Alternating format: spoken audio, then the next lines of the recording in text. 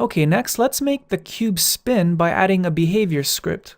But first I'd like to demonstrate that when I press play, nothing's happening, and also that our game camera had a different perspective and orientation than our scene camera. So let's stop the game. And what I'd like to do next is set up Unity so that it uses Visual Studio as the default editor, the scripting editor, instead of MonoDevelop.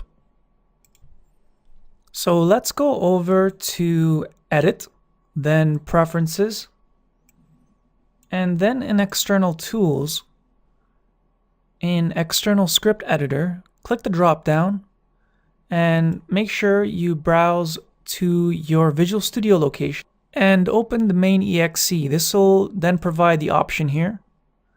Just make sure you obviously need to have Visual Studio installed. You can even use the Express version and that will work. So now I can just close this, and in my project area I can right click in the assets folder and hit create and C# script. I'll call this spin, and then I'll just double click or hit enter on the script, and this will launch Visual Studio.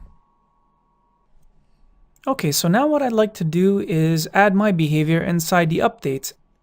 The update is called once per game loop, so anything you have in here will be executed with each frame. Let's begin by accessing the transform of our game object, and then I can rotate on the y-axis. So I'll provide a 0 on the x, a 0.1 on the y, and another 0 on the z. That way it's rotating only on the y. And then a Control S to save that.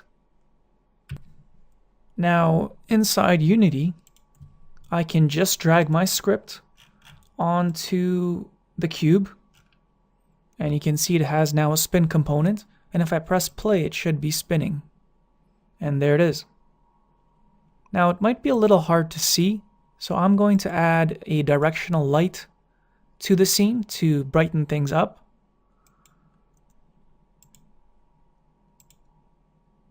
There we go.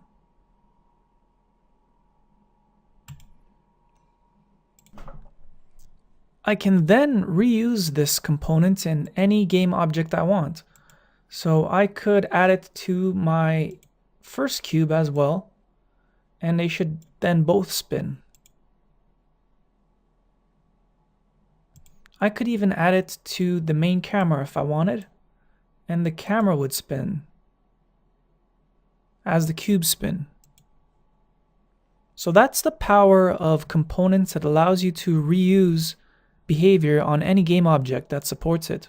So I'm just going to remove it off the main camera. I'm going to undo that. Okay. And then back in Visual Studio, what I'm going to do, instead of using a hard-coded value for the spin rate, I'm going to expose a public variable or a public float.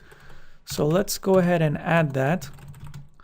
I'll call it rate and give it a default value, and I'll explain what the benefit to the default value is. There we go. And in Unity, you can see the script has been updated, and it has in the inspector a value we can modify. So I'm going to hit play to demonstrate that. You can see one cube is now spinning a lot quicker than the default value.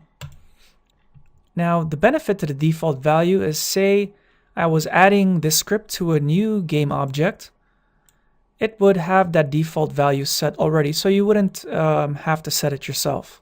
Let's just undo that. Okay. So what's very useful with Unity is that I can actually try out new values in the inspector while the game is running, so real-time changes. So I can make this go a lot faster, but if I stop the player, it reverts back to what it was before you started playing. So again, these are only to test out values.